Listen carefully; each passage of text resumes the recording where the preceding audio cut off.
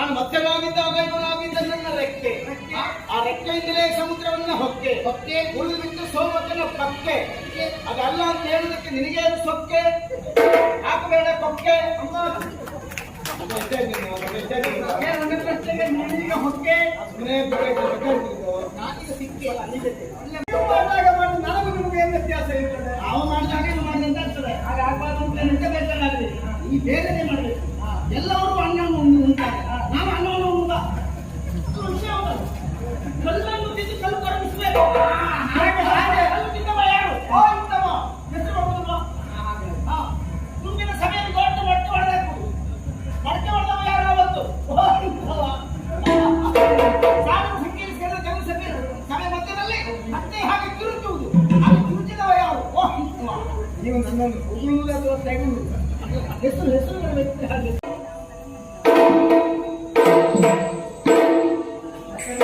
ಅವತ್ತು ರಾಕ್ಷಸರ ಜೊತೆಗೆಲ್ಲ ಹೋರಾಟ ಮಾಡುವಾಗ ಬಿದ್ದ ಪೆಟ್ಟು ಕೆಲವರಿಗೆ ವಯಸ್ಸಾದ ಕಾಲದಲ್ಲಿ ಎಳೆಯುವುದು. ರಾಕ್ಷಸರ ಜೊತೆ ಮಾಡಿದ ಹೊಡೆದಾಟದಲ್ಲಿ ಮುಂದೆ ಇದ್ದ ನೋಡಿ, ಆ ಬಿದ್ದ ಪೆಟ್ಟು ಈಗ ಪೆಟ್ಟ ನಿಮಿಷದಲ್ಲಿ ಕೋಟಿ ಕೋಟಿ ತಾರವನ್ನು ಕೊಂದವನ ನನಗೆಲ್ಲ ಪೆಟ್ಟ. ಅದು ಕೆಲವರಿಗೆ ಕಂಕುಳಲ್ಲಿ ಭಾವಾದ ಒಳಗಿದ್ದು ಬೇಡ, ಒಳಗಿದ್ದು ಪರ್ವತವು ಮುಳುಗುತ್ತದೆ ಎಂದಾಗ ನನ್ನವರು ಹೋಗಿ ಬೆನ್ನು ಕೊಟ್ಟರು. ಅವರು ನಮ್ಮವರು ಮಾಡಿದ ಎಂತದ್ದು ಒಂದು ಕೂರ್ಮ. ನನ್ನವರೊಂದು ಕೂರ್ಮ ಮಾಡಿದ್ದಾರೆ. ಅದರ ಸವಿಯೇ ಬೇರೆ. ಅವತ್ತು ಮಾಡಿದ ಒಂದು ಕೂರ್ಮ ನೆಪ್ಪುದಲ್ಲಪ್ಪ, ಸವಿಯಬೇಕು ಅಂತ ಮನದಲ್ಲಿ ಸವಿಯುವುದು. ಮತ್ತೊಬ್ಬರ ಲೋಕಕ್ಕೆ ಬೆಳಕು ಕೊಡುವಲ್ಲಿ ಮುಂದಾಗಿದ್ದು ಮತ್ತೆ ಹೌದಲ್ಲ. ಪೊಗಸೆ ಗಾತ್ರದಲ್ಲಿ ನೀರು ಮುಂಚೆ ಪುಟ್ಟ ಮೀನು ಬೆಳೆದು ದೊಡ್ಡಾದಾಗ ಬಾವಿಗೆ ಹಾಕಿ, ಅಲ್ಲೂ ಬೆಳೆದು ಸ್ಥಳ ಸಾಕಾಗಲ್ಲ ಕೆರೆಗೆ ಹಾಕಿ, ಅಲ್ಲೂ ಬೆಳೆದು ಸ್ಥಳ ಸಾಕಾಗಲ್ಲ ನದಿಗೆ ಹಾಕಿ, ಅಲ್ಲೂ ಬೆಳೆದು ಸ್ಥಳ ಸಾಕಾಗಲ್ಲ ಆಮೇಲೆ ಸಮುದ್ರಕ್ಕೆ ಹಾಕಿ. ವೇದೋದ್ಧರಣ ಹೋಗಿರ್ತಾರೆ. ಮತ್ಸ್ಯಾವತಾರದಿಂದ ಆ ವೇದ ವನಿತೆಗಳ ಕಾಯ್ದರು ಅಲ್ವಾ? ಹೇಗೆ ಮತ್ಸ್ಯಾವತಾರದಲ್ಲಿ ಹೊಂದಿದ್ದಾರೆ. ಚಕ್ರವನ್ನು ಹಿಡಿದುಕೊಂಡದ್ದು ಹೌದಾ? ಅದು ಸ್ಪಷ್ಟವೇ. ಮತ್ಸ್ಯ ಬಾಯಲ್ಲಿ ಚಕ್ರವನ್ನು ಕಚ್ಚಿಕೊಂಡು ಹೋಗಿ ಕೊಂದಿದ್ದು ಎಲ್ಲಿಯೂ ಇಲ್ಲ. ಅದು ನೀರು ಅಮ್ಮ. ನೀರನ್ನು ಸೀಳಿ ಹೋಗುವುದಕ್ಕೆ ಮೀನಿಗೆ ಯಾವ ಬಲ ತಾಯಿಯೇ? ಅದು ದೈಹಿಕವಾದ ಬಲವೇ. ಮತ್ತೆ ಹೌದಪ್ಪ, ಮೀನಿಗೆ ಅದರಲ್ಲಿ ಬಲ ಬೇಕೇ ಬೇಡ ಅಲ್ವಾ? ಮತ್ತೆ ನೀರನ್ನು ಸೀಳಿ ಹೋಗುವುದಕ್ಕೆ ರೆಕ್ಕೆ ಬೇಕು. ರೆಕ್ಕೆಯೂ ಬೇಕು. ರೆಕ್ಕೆ ಇಲ್ಲದೆ ಸ್ವಲ್ಪ ಕಷ್ಟ ಆಗ್ತದೆ. ರೆಕ್ಕೆ ಇಲ್ಲದ್ರೆ ಆಗುದಿಲ್ಲ. ರೆಕ್ಕೆ ಇಲ್ಲದ್ರೆ ನೀನಾಗುದು ಅಲ್ವಾ? ಹಾಗಾಗಿ ಆ ದುಷ್ಟ ಸೋಮಕನ ಕೊಲ್ಲುವಾಗ ನಾನಾಗಿದ್ದೆ ಆ ಮತ್ಸ್ಯನ ರೆಕ್ಕೆ. ನೀರನ್ನು ಸೀಳಿಕೊಂಡು ಖಾಲಿ ಮಾಡಿಕೊಟ್ಟದ್ದು ಅಲ್ಲ, ರೆಕ್ಕೆ ಅದು ದೇವರ ಜಾತ್ರೆ ಬರುವಾಗ ಯಾಕೆ ಕಟ್ಟಿದ ಖಾಲಿ ಮಾಡಿಕೊಟ್ಟಿದ್ದೆ. ಖಾಲಿ ಮಾಡಿಕೊಟ್ಟು ನೀನೇ ಹೇಳಿದೆ. ನಾನು ನೀರು ಸೀಳಿಕೊಂಡು ದಾರಿ ಮಾಡಿಕೊಡುತ್ತಾ ಹೋದೆ. ಅದಲ್ಲ, ಮತ್ತೆ ನೀರನ್ನು ಸೀಳುವುದಕ್ಕೆ ಮೀನಿಗೆ ಬಲ ರೆಕ್ಕೆ. ಸೋಮಕನ ಕೊಂಡಿದ್ದು ರೆಕ್ಕೆ ಪಡೆದು ಬಂದವ ನಾನೇ. ನನಗೆ ಗೊತ್ತಿಲ್ಲದೆ ಕೇಳಿದ್ರೆ ನೀನು ಸ್ಪಷ್ಟೀಕರಣ ಮಾಡಬೇಕಂತ ಹಾಗೆ ಅಲ್ವಾ? ರೆಕ್ಕೆಯಿಂದಲೇ ಬಡ್ಬುವುದು ಅದು ಬಂದಿದ್ದೇನೆ. ದೇವರೇ ಚಿಂತಿಸಬೇಕು ಮಾತ್ರ ಅಲ್ಲ, ನಮ್ಮ ಭಿನ್ನತೆ ಇಟ್ಟಿದ್ದೇನೆ. ಹೌದು, ನಮ್ಮ ಭಿನ್ನಪವನ್ನು ಆಲಿಸಬೇಕು. ಇದಕ್ಕೊಂದು ಇತಿಹಾಸವನ್ನು ಮಾಡಿಕೊಡ್ಬೇಕು. ನಿಮ್ಮ ಮನೆಯಂತ್ರದಲ್ಲಿ ಬಂದು ಬಿದ್ದಿದ್ದು ಚೆಂಡು, ಅದನ್ನು ಯಾರು ಒಪ್ಪಿಸ್ತೀರಿ? ನೀವು ಅವರಿಗೆ ಅದೇ ಬೇಕಾ ಅಲ್ಲ ಕಡೆ ಹೇಗಾಗುತ್ತೆ ಎಲ್ಲಿ ಬಿಡು. ಅದು ಹೊರಗಡಬೇಕು ತಾನೆ. ಕೈಯಲ್ಲಿ ಆಡಿಸುವ ಚೆಂಡ ಅದು ಸಣ್ಣಕ್ಕೆ ಬಹಳ ಬೆಳೆದ ಚೆಂಡ ಅದು ಕಡೆಗೆ ಓದಿರದೆ. ನಾನು ಮಧ್ಯವಾಗಿದ್ದಾಗ ಇವನಾಗಿದ್ದ ನನ್ನ ರೆಕ್ಕೆ, ಆ ರೆಕ್ಕೆಯಿಂದಲೇ ಸಮುದ್ರವನ್ನ ಹೊಕ್ಕೆ ಉಳಿದು ಬಿಟ್ಟು ಸೋಮಕ್ಕನ ಪಕ್ಕೆ. ಅದಲ್ಲ ಅಂತ ಹೇಳುದಕ್ಕೆ ನಿನಗೆ ಸೊಕ್ಕೆ ಹಾಕಬೇಡ ಕೊಕ್ಕೆ. ಹೊಕ್ಕೆ ನಾನೀಗ ಸಿಕ್ಕೆ ಒಳ್ಳೆ ಆಯ್ತು. ನಮ್ಮವರು ಹೇಳಿದ ಮೇಲೆ ಮತ್ತೆ ಅದನ್ನು ಅಲ್ಲ ಹಾಗಲ್ಲ ಹೀಗಲ್ಲ ಕೇಳೋ ಪ್ರಶ್ನೆ ಸರಿ. ಮತ್ಸ್ಯಾವತಾರದಲ್ಲಿ ನೀನು ರೆಕ್ಕೆಯಾಗಿದ್ದೆ. ಇನ್ನೊಂದು ಇನ್ನು 4 ಉಂಟಲ್ಲ, ಹೋದದ್ದು ಒಂದೇ ಅಲ್ಲ ಇರ್ಲಿ ಹೌದಾ? ಆ ಬಳಿಕ ನನ್ನವರು ಮಂಗಲಾದ್ರಿ ಪರ್ವತವನ್ನು ಎತ್ತುವುದಕ್ಕೋಸ್ಕರವಾಗಿ ಒಂದು ಕಡೆಯಿಂದ 33 ಕೋಟಿ, ಒಂದು ಕಡೆಯಿಂದ 66 ಕೋಟಿ ದೇವದಾನವರು ಮಾಡಿದ ಸಮುದ್ರ ಮತನ. ಆ ಹೊತ್ತಿಗೆ ಇನ್ನೇನು ಪರ್ವತವು ಮುಳುಗುತ್ತದೆ ಎಂದಾಗ ನನ್ನವರು ಹೋಗಿ ಬೆನ್ನು ಕೊಟ್ಟರು. ಅವರು ನಮ್ಮವರು ಮಾಡಿದ ಎಂತದ್ದು ಒಂದು ಕೂರ್ಮ.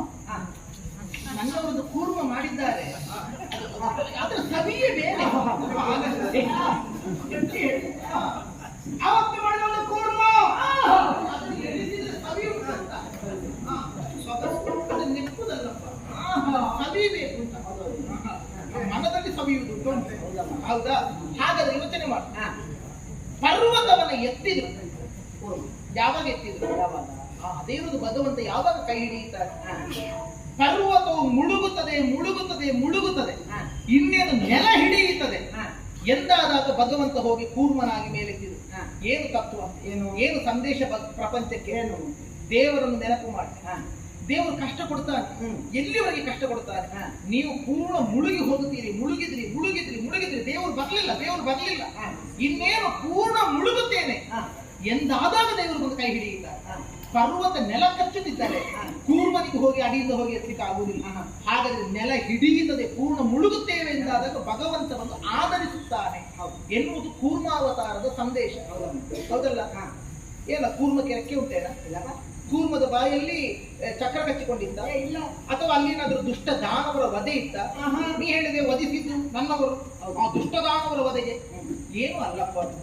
ಎಲ್ಲಿದೆಯೋ ಸುದರ್ಶನ? ಬೇಡ, ನೀವು ಉತ್ತರ ಕೊಡು, ಬೇಡ, ನೀನೆ ಗೆದ್ದವ, ಬಿಸಿ ಮಾಡ್ಕೊಳ್ಳಿ. ನಾನು ಹೇಳ್ತೇನೆ, ಕೂರ್ಮಾವತಾರವನ್ನು ಎತ್ತಿದ್ರು ನಿಮ್ಮವರು, ಮಂದರಗಿರಿಯನ್ನು ಎತ್ತಿದರು. ನೀವೇ ಹೇಳಿದ್ರಿ ಏನು ಮುಳುಗ್ತಾನೆ ಎನ್ನುವ ಸಂದರ್ಭದಲ್ಲಿ ದೇವರು ಬಂದು ಕೈ ಹಿಡಿಯುತ್ತಾರೆ. ದೇವರು ಬಂದು ಮಾತ್ರ ಕೈ ಹಿಡಿದಲ್ಲ, ನಾನು ಒಟ್ಟಿಗಿದ್ದೇ ಕೈ ಹಿಡಿದು. ಅಲ್ಲ, ನಿನ್ನನ್ನು ಇದು ತನಕ ಅವರೇ ಕೈ ಹಿಡಿದರು. ಹೌದು, ನಿನ್ನನ್ನು ಅವರು ಹಿಡಿದದ್ದು ಕೈಯಲ್ಲಿ. ಹೌದು ಅಲ್ವಾ? ನೀನವರ ಕೈ ಹಿಡಿದಿಲ್ಲ, ನಾವು ಇಬ್ಬರು ಸೇರಿ ಅಲ್ಲಿ ನಂಬಿದವರ ಕೈ ಹಿಡಿದಿತ್ತು. ಅಲ್ಲಿ ನಾನಾಗಿದ್ದೆ ಕೂರ್ಮನ ಚಿಪ್ಪು.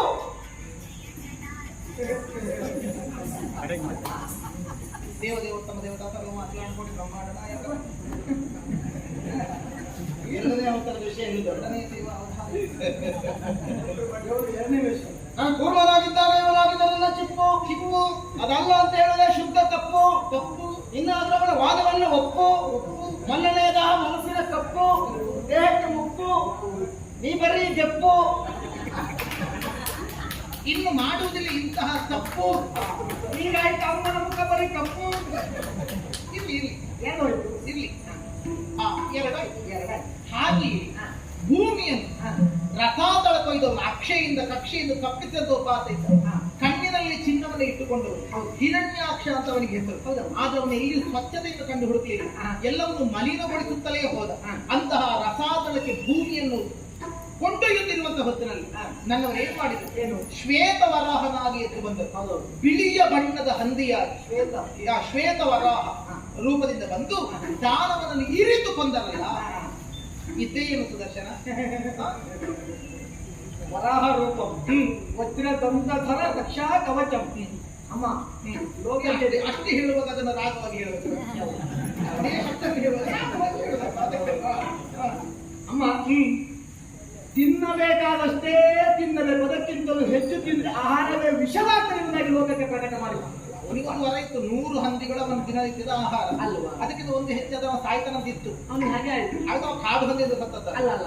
ಶ್ವೇತ ವರ ಅಮ್ಮ, ಅದರಲ್ಲಿ ಮಡಿ ಹಂದಿಯಾಗಿರುತ್ತೆ. ಮಡಿ ಹಂದಿ ಬಿಟ್ಟು ವ್ಯವಹಾರ ಇಲ್ಲಮ್ಮ.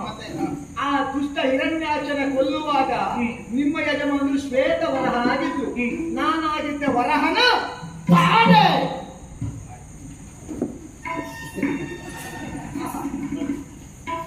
ನಾನು ಎಷ್ಟು ತಯಾರಾಗಿದ್ದೇನೆ ಹೀಗೆ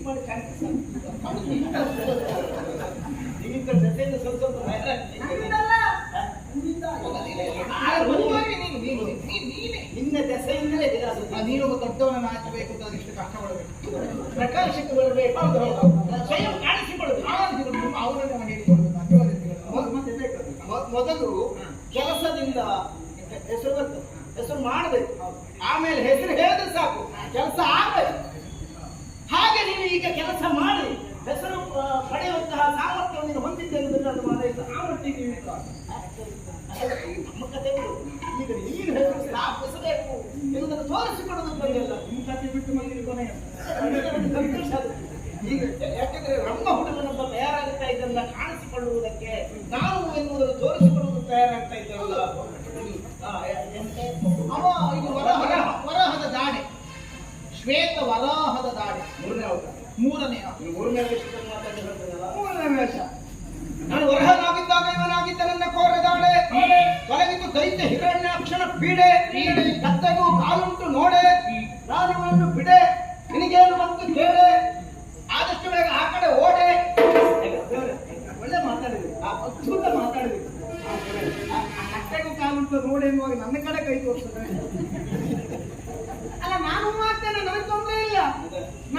ಹಾಗಾದ್ರೆ ನೀವೇನಾಗ್ತೀರಿ ಅಂತ ಆಲೋಚನೆ ಮಾಡಿ.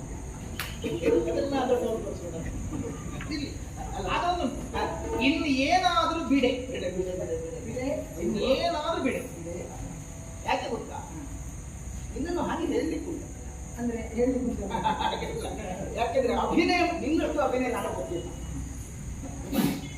ಆದ್ರೆ ಸ್ವಲ್ಪ ಹೆಚ್ಚು ಕಡಿಮೆ ಆಗುತ್ತೆ. ಮತ್ತೆ ಈಗ ರಂಗದಲ್ಲಿ ಅಭಿನಯಿಸುವಾಗ ಆ ಕಡೆಗೂ ಜನ ಇರ್ತಾರೆ, ಈ ಕಡೆಗೂ ಜನ ಇರ್ತಾರೆ. ಒಂದು ಅಭಿನಯ ಆ ಕಡೆಗಾದ್ರೆ ಮತ್ತೊಂದು ಅಭಿನಯ ಈ ಕಡೆ. ಕತ್ತೆ ಎನ್ನುವಾಗ ಇನ್ನೊಂದು ಕಡೆ ಕೈ ಹೋಗಿರುತ್ತೆ. ಮತ್ತೆ ಇನ್ನೆಲ್ಲ ಹಾಗೆ ಹೇಳ್ತೇನೆ ನೋಡಿ, ಕೇಳಿ ಕೇಳಿ ಕೇಳಿ. ಇದು ಇನ್ನು ಸೋತೇನೆ ನಾ ಹೇಳಿದೆ, ನಾನಿನ್ನು ಬಿಡೆ ಬಿಡೆ ಬಿಡೆ ಬಿಡೆ ಬಿಡೆ ಬಿಡೆ ಬಿಡೆ ಬಿಡು. ನೀನು ಬಿಡೆಯ ಬೇಡ ಬೇಡ ಬೇಡ. ಈಗ ಅದಲ್ಲ, ಈಗ ವರಹದ ಆಗಿರುವಾಗ ದಾಡೆ ಆಗಿದೆ ಅಂತೆ. ದಾಡೆ ಸುದರ್ಶನ ಹೌದಾ? ಅದು 100ಕ್ಕೆ 100 ಹೌದಾ? ನನ್ನವರು ಹೇಳಿದ್ರೆ ಒಪ್ಪುತ್ತೆ. ಆದ್ರೆ ಒಂದು ಹಿರಣ್ಯಾಕ್ಷನ ವಧೆ ಮಾಡಿದ ಹೊತ್ತಿನಲ್ಲಿ ಒಂದು ದಾಡೆ ತುಂಟಾಗಿದೆ. ಆ ಮುರಿದ ದಾಡೆಯನ್ನು ಭೂದೇವಿಗೆ ಕೊಟ್ಟಿದ್ದಾರೆ ಅಂತ ನಾವು ಕೇಳಿದ್ವಿ. ನಿನಗೆ ಸಹಸ್ರ ಅಲಗುಗಳು ಅಲ್ವಾ? ಸಹಸ್ರ ಅಲಗು ಎಲ್ಲಿ ಮುರಿದಿದೆ ಅಪ್ಪ ನಿನ್ನದು? ಅಮ್ಮ ಎಲ್ಲಿ ಮುರಿದಿದ? ಒಂದು ಕಾರ್ಯಕ್ರಮ ಆಗುವಾಗ ರಂಗಸಜ್ಜಿಗೆ ನಿರ್ಮಾಣ ಮಾಡ್ತಾರೆ. ಹೌದು, ವಿವಿಧ ರೀತಿಯಲ್ಲಿ ಅಲಂಕಾರಗೊಳಿಸ್ತಾರೆ. ಕಾರ್ಯಕ್ರಮ ಮುಗಿದ ಎಲ್ಲಿ ಮುಗಿದಿದೆ ಎಲ್ಲಿ ಹಾಳಾಗಿದೆ ನೋಡ್ತಾ ಇರ್ತಾರೆ. ಕಾರ್ಯಕ್ರಮ ಮುಗಿದೆಲ್ಲ ಹೋಗ್ತಿರ್ತಾರೆ. ಇಲ್ಲ ಇಲ್ಲ ಇಲ್ಲ, ಅದು ಹಾಗಾಗುದಿಲ್ಲ. ಕಾರ್ಯಕ್ರಮದ ವೇದಿಕೆಯಾದ ರಂಗಸಜ್ಜಿಕೆ ಮಾಡುವ ಕ್ರಮವೇ ಬೇರೆ. ಈಗ ನೀನೇ ಆಡಿದೆ, ನಾನೇ ದಾಡೆಯಾಗಿದ್ದೆ ಹೌದಾ? ದಾಡೆಯಲ್ಲಿ ನೀನಿದ್ದೆ ಹೌದಲ್ಲ? ಹೌದು. ನಿನ್ನ ಬಲವೇ ಅಲ್ಲಿ ನಿಕ್ಷೇಪಿಸಲ್ಪಟ್ಟಿತ್ತು. ಆದರೂ ದಂತ ಮುರಿದಿದೆ, ವರಹನ ದಂತ ಮುರಿದಿದೆ, ಒಂದು ದಂತ ಮುರಿದಿದೆ, ಅದರಲ್ಲಿ ಕೊಟ್ಟಿದ್ದಾರೆ. ಈಗ ನಿನ್ನಲ್ಲಿ ಉಂಟಲ್ಲ, ಈಗ ನೀನೇ ಅಲ್ಲಿ ಇದ್ದರೆ ನಿನ್ನಲ್ಲಿ ಒಂದು ಬದಿ ಮುರಿಬೇಡುವ? ಹೌದು, ಮುರಿದ ತಗೊಂಡೋಗಿದ್ದು ಮುರಿದದ್ದು ಎಲ್ಲಿ ಕಾಣಿಸ್ಬೇಕಲ್ಲ. ಈಗ ನೀನು ಅವತ್ತು ತಗೊಂಡದ್ದು ಸಮಸ್ಯೆ ಅಂತ ಹೇಳಿದಾರಲ್ಲ, ನನಗೆ ಸಿಗ್ಲಿಲ್ಲ ಅಂತ ನನಗೆ ಬೇಸರವೂ ಅಲ್ಲ, ಅದಲ್ಲ. ಈಗ ನೀನು ಅಲ್ಲಿ ಇದ್ದೆ ಅಂತ ಅದು ಎಲ್ಲಿ ಉಂಟು ಬಿಡು. ಈಗ ನನ್ನವರು ಹೇಳಿದ್ರೆ ಮತ್ತೆ ಇಲ್ಲ ಆಯ್ತಾ? ಅದನ್ನು ನನಗೆ ಸ್ಪಷ್ಟ ಬೇಕಲ್ಲ. ಈಗ ಎಲ್ಲಾ ಕಡೆಯಲ್ಲಿ ನಾನಿದ್ದೆ ಅಂತ ಹೇಳಿದ್ರೆ ಮಾತ್ರ ನಾನು ಕೇಳ್ತಾ ಇರುವುದು. ಮುರಿದಲು ನೀನಿರ್ಬೇಕಲ್ಲ, ನಿನ್ನಲ್ಲಿ ಮುರಿದದ್ದು ಕಾಣಬೇಕಲ್ಲ. ಆಯ್ತು, ದಾಡೆಯ ವಿಷಯ ಬಿಡುವ. ಮೇಲೂ ಅಲ್ಲ, ಕೆಳಗೂ ಅಲ್ಲ, ಒಳಗೂ ಅಲ್ಲ, ಹೊರಗೂ ಅಲ್ಲ, ಕತ್ತಲೆಯೂ ಅಲ್ಲ, ಹಗಲೂ ಅಲ್ಲ, ಯಾವ ಆಯುಧವೂ ಅಲ್ಲ, ಮನುಷ್ಯನೂ ಅಲ್ಲ, ಪ್ರಾಣಿಯೂ ಅಲ್ಲ. ಇಂತಹ ಒಂದು ಸ್ಥಿತಿಯಲ್ಲಿ ಮರಣ ಬಂದರೆ ತನಗೆ ಮರಣ ಬರಲಿ ಎನ್ನುವ ಹಾಗೆ ವರ ಕೇಳಿದವನು ಹಿರಣ್ಯ ಕಶ್ಯಪ. ಅಂತಹ ಹೊತ್ತಿನಲ್ಲಿ ಈ ಕಂಬದಲ್ಲಿದ್ದಾನೆಯೋ ಹೌದು ತಂದೆಯೇ, ಆ ಕಂಬದಲ್ಲಿದ್ದಾನೆಯೋ ಹೌದು ತಂದೆಯೇ, ಅಲ್ಲಿದ್ದಾನೆಯೋ ಹೌದು ತಂದೆಯೇ ಎನ್ನುವ ಹಾಗೆ ಮಗು ವಿಶ್ವಾಸದಿಂದ ಆಡಿತು. ಮಗುವಿನ ಮಾತನ್ನು ಸತ್ಯಗೊಳಿಸುವುದಕ್ಕೋಸ್ಕರವಾಗಿ ಸಡಗರದಿ ಕಂಬದಿಂದೊಡೆದು ಬಂದೆಯೋ ನರಹರಿಯೇ. ಸಡಗರದಿಂ ಕಂಬದಿಂದೊಡೆದು ಬಂದ ಮೊದಲೇ ಹೋಗಿ ಕುಳಿತಿದ್ದ ಭಗವಂತ. ಕಿರೀಟ ಧಾರಣೆಯನ್ನು ಮಾಡಿಕೊಂಡು ಸುಮ್ಮನೆ ಕಾಡಿನ ಮೃಗದ ಹಾಗೆ ಕೇಸರ ಬಿಟ್ಟುಕೊಂಡು ಹೋಗಿದ್ದಲ್ಲ, ತಲೆಗೆ ಕಿರೀಟಧಾರಿಯಾಗಿ ಕಂಬದಿಂದ ಸಡಗರದಿಂದ ಆ ನನ್ನ ಮಗುವಾದಂತ ಭಾಗವತನಾದಂತಹ ಆ ಪ್ರಹ್ಲಾದ ನನ್ನನ್ನು ಈ ರೀತಿಯಲ್ಲಿ ಕಾಣಿಸಿಕೊಳ್ಳಿಸುತ್ತಿದ್ದಾನೆ ಎನ್ನುವ ಹಾಗೆ ಸಂತೋಷದಿಂದ ಕಂಬದಿಂದ ಒಡೆದು ಬಂದಿದ್ದಾನೆ. ಆ ಬಳಿಕ ಉಗ್ರ ನರಸಿಂಹನಾಗಿದ್ದಾನೆ. ಹಾಗಾದ್ರೆ ಎಲ್ಲಿದ್ದೆ? ಎಲ್ಲಿದೆ ಅಮ್ಮ? ಎಂತದ್ದು ಚಕ್ರದಿಂದ ಅಲ್ಲ. ಆಮೇಲೆ ಮತ್ತೆ ಲಕ್ಷ್ಮೀ ನರಸಿಂಹನಾಗುವಾಗ ಚಕ್ರ ಎಲ್ಲ ಮತ್ತೆ ಮತ್ತೆ ರಾತ್ರಿ ಅಲ್ಲ ಹಗಲು ಅಲ್ಲ, ಮುಸ್ಸಂಜೆ ಹೊತ್ತಿನಲ್ಲಿ. ಹೌದು, ಮೇಲೂ ಅಲ್ಲ ಕೆಳಗೂ ಅಲ್ಲ, ಜಂಗೆ ಅಲ್ವಾ? ಒಳಗಲ್ಲ ಹೊರಗೂ ಅಲ್ಲ, ಮಧ್ಯದಲ್ಲಿ ಆಯುಧವಲ್ಲ ನಿರಾಯುಧವಲ್ಲ, ಉಗುರಿನಲ್ಲಿ ಪ್ರಾಣಿಯೂ ಅಲ್ಲ ಮನುಷ್ಯನೂ ಅಲ್ಲ, ನರಸಿಂಹನಾಗಿ ಅಮ್ಮ ದುಷ್ಟ ದಾನವನನ್ನು ಉದರವನ್ನು ಬಗೆದಿದ್ದು ಹೇಗೆ? ನಖದಿಂದ. ನಖ ನಾನಾಗಿದ್ದೆ ಆ ನಾರಸಿಂಹನ ಅವರು ಅವತ್ತು ಬಣ್ಣದ ವೇಷ ಮಾಡುವಾಗ ಇಷ್ಟು ಉಸಿರು ಬಿಟ್ಟಿಲ್ಲ. ಅಭಿನಯ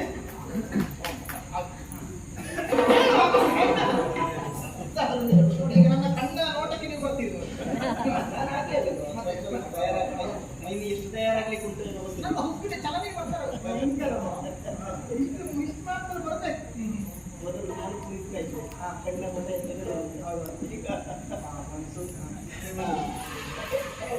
ನರಸಿಂಹನ ನಖ.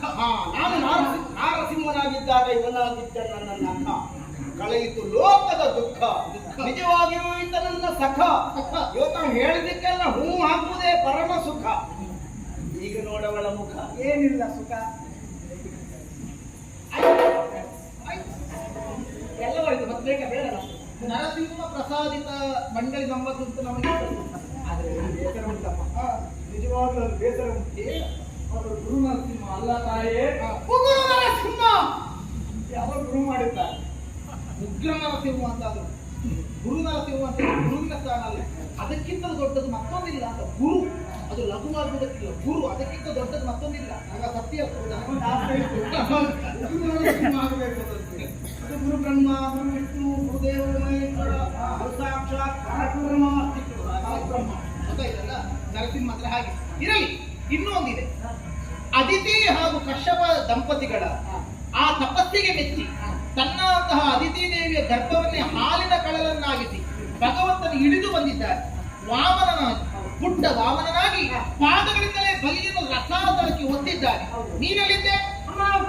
ಮೂರು ಪಾದವನ್ನು ಬಲಿಯಲ್ಲಿ ದಾನ ಕೇಳಿದ್ದು. ಆ ಪಾದ ಒಟ್ಟು ಅಲ್ವಾ?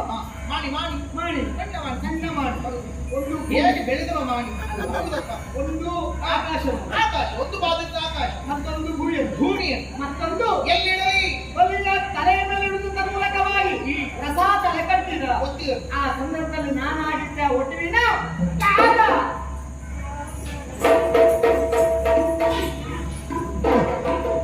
ಯಜಮಾನ ಎಲ್ಲಿದ್ದಾರೆ?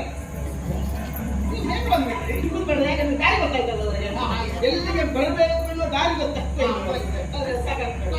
ಏನಂದ್ರೆ ಅವನು ವಾಮನನ ಪಾದ, ನಾನು ಯಾವನಾಗಿದ್ದಾಗ ಇವನಾಗಿದ್ದ ನನ್ನ ಪಾದ ಬಲಿಯು ಪಾತಾಳಕ್ಕೆ ಹೋದ.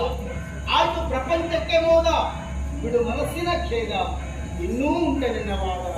ಇನ್ನೊಂದು ಕೇಳ್ಬೇಕು. ಈಗ ಅವತಾರಗಳೆಲ್ಲ ಕಡೆಗೆ ನೀನಿದ್ಯಲ್ಲ, ಮೋಹಿನಿ ಅವತಾರವನ್ನು ಎತ್ತಿದ್ದಾರೆ. ಎಲ್ಲಿದ್ಯಪ್ಪ? ಯಾವ ಪ್ರಸಂಗದಲ್ಲ? ನನ್ನ ಡ್ರೈವರ್ ಪ್ರಸಂಗದಲ್ಲಿ ಮತ್ತೆ ಎತ್ತಿದ್ದಾರೆ. ಅಂಶಾವತಾರ, ನೀ ಅಷ್ಟೆಲ್ಲ ಕೇಳ್ಬೇಡ. ಅಂಶಾವತಾರ, ಅಂಶಾವತಾರ, ಆವೇಶ ಅವತಾರ, ಪೂರ್ಣಾವತಾರ ಅಂತ ಅವತಾರಗಳಲ್ಲಿ ಬಗೆ ಉಂಟು, ಹೌದಲ್ಲ? ಹಾಗೆ ನನ್ನವರು ಎತ್ತಿರುವಂಥದ್ದು ಮೋಹಿನಿಯ. ಎಲ್ಲಿದೆ? ಅಮೃತ ಬಳಸಿದ ಯಾವುದರಲ್ಲಿ? ಅಮೃತ ಬಳಸಿದ್ದ ಅಮೃತ ಬಾಂಧವ ಕಟ್ಟುತ್ತದೆ.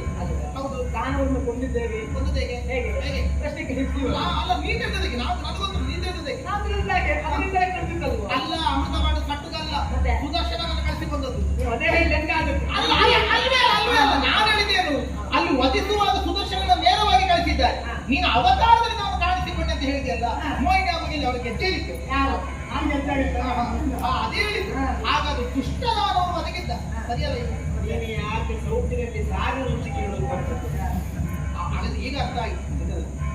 ಈಗ ಅವ ದೊಡ್ಡವ, ಅವ ಬೇರೆ ಅಂತ ಹೇಳಿದ. ಮತ್ಸ್ಯದ ರೆಕ್ಕೆ, ಕೂರ್ಮದ ಚಿಪ್ಪು, ವರಾಹದ ದಾಡೆ, ನರಸಿಂಹನ ಉಗುರು, ಇವನ ಪಾದ, ವಾಮನನ ಪಾದ, ಮತ್ಸ್ಯದಿಂದ ಹೊರತಾದ ರೆಕ್ಕೆ, ಕೂರ್ಮದಿಂದ ಹೊರತಾದ ಚಿಪ್ಪು.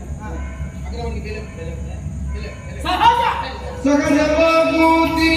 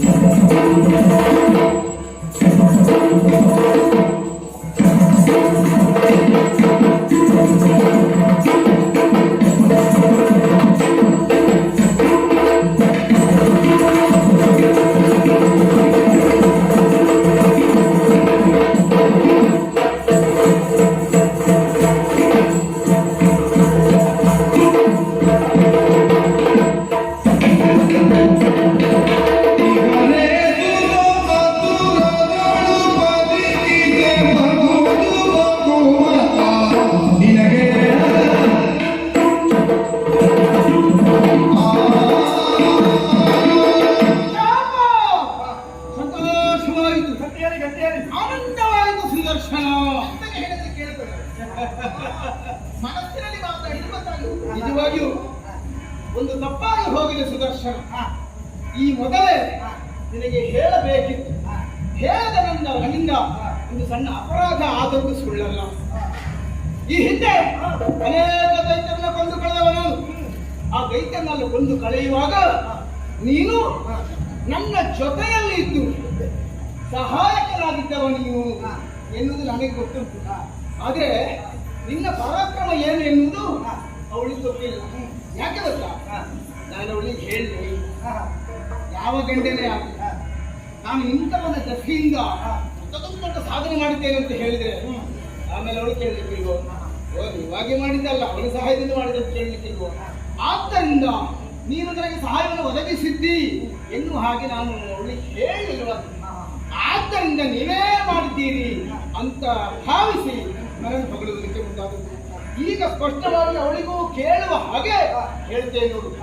ಸುರ ಅಸುರರಲ್ಲಿ 3 ಲೋಕದಲ್ಲಿಯೂ ನಿನ್ನಂತ ಉರುತರದ ಪರಾಕ್ರಮಿಗಳನ್ನು ಕಾಣುವುದಕ್ಕೆ ಸಾಧ್ಯವೇ ಇಲ್ಲ.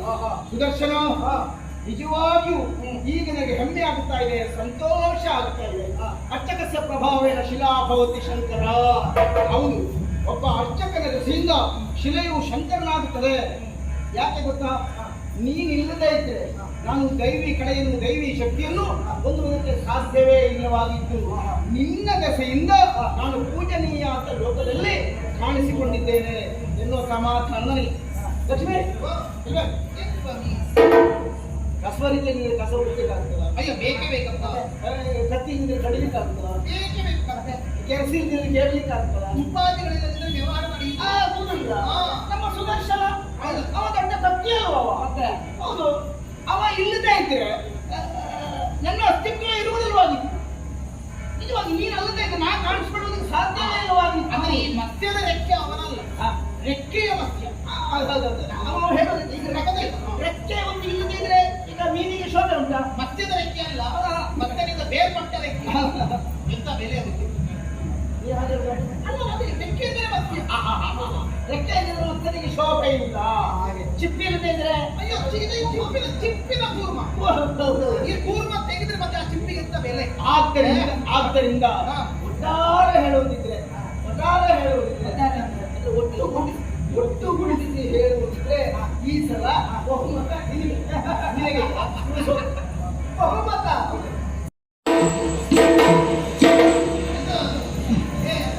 ವಿಜಯದ ಸಂಖ್ಯೆ ಅಂತೂ ದ್ವಂದ್ವಾತೀತ ಯಾವುದು ಕೇಳಿದ್ರೆ ವೈಕುಂಠ.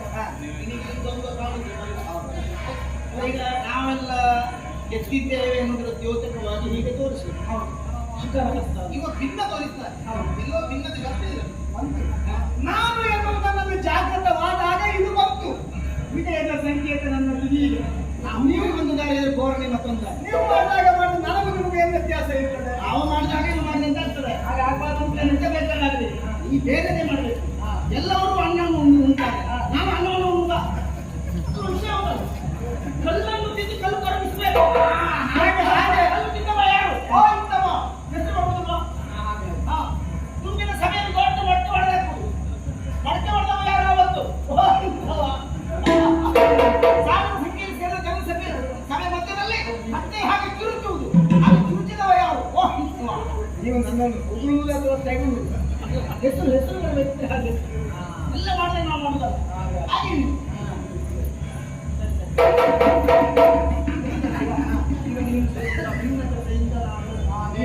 ನನ್ನ ಅಸ್ತಿತ್ವವು ಅನಿವಾರ್ಯ ಹೋಗ್ತದೆ. ನನ್ನ ಮನೆಗೆ ಪಂಚಾಂಗ ಯಾವುದು ಹೋಗ್ತದೆ ನೀನು. ಆದ್ದರಿಂದ ಮುಗಿತಲ್ಲ, ಪ್ರಕರಣ ಮುಗಿತಲ್ಲ, ಈ ರೀತಿ ನಾನಿಲ್ಲ. ಹಾಗಾಗಿ ಮೊದಲು ಇದ್ದಲ್ಲೇ ಇರಬೇಕು, ಇದ್ದಲ್ಲೇ ಹುಡುಕ್ಬೇಕಲ್ಲ. ಎಲ್ಲ ಇರಬೇಕು. ಯಾರು ಹೇಳಬೇಕು? ಕರ ಏನೋ ಕಷ್ಟ ಇಲ್ಲ. ಬಿಟ್ಟೆ ಹೊರಟೆ ನಾನು ಎಲ್ಲಿ ಬೇಕಾದ್ರೂ ಹೋಗ್ತೇನೆ. ಪ್ರಪಂಚ ವಿಶಾಲವಾಗುಂಟು.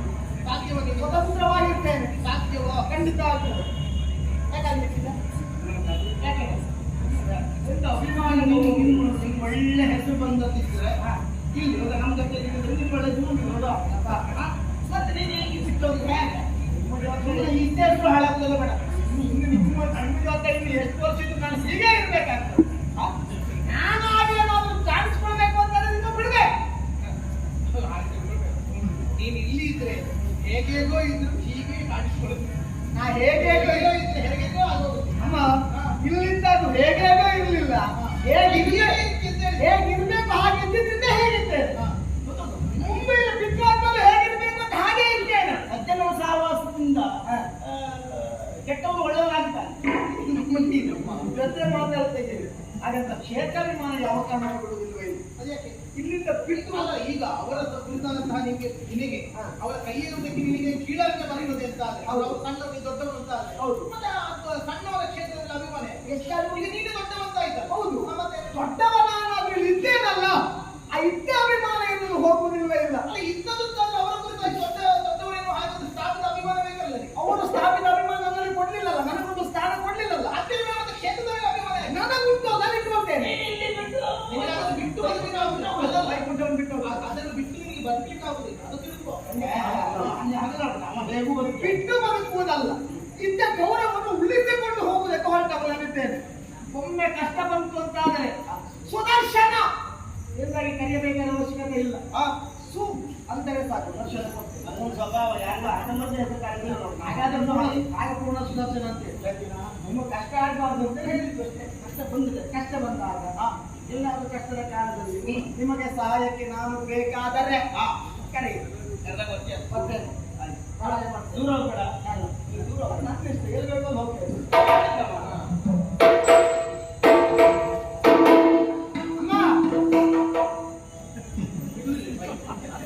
ಎಲ್ಲಿ ಬೇಕಾದ್ರೂ ಹೋಗಿದ್ದೇನೆ ಅಂತ.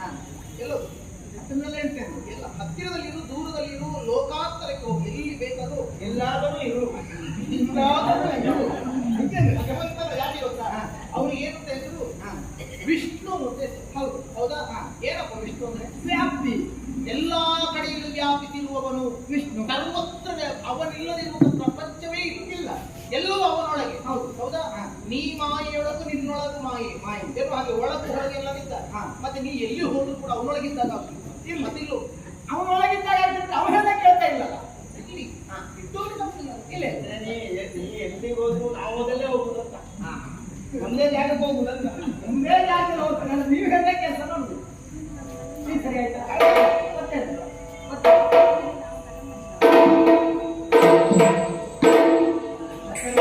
ಅವತ್ತು ರಾಕ್ಷಸರ ಜೊತೆಗೆಲ್ಲ ಹೋರಾಟ ಮಾಡುವಾಗ ಬಿದ್ದ ಪೆಟ್ಟು ಕೆಲವರಿಗೆಲ್ಲ ವಯಸ್ಸಾದ ಕಾಲದಲ್ಲಿ ಎಳೆಯುವುದು.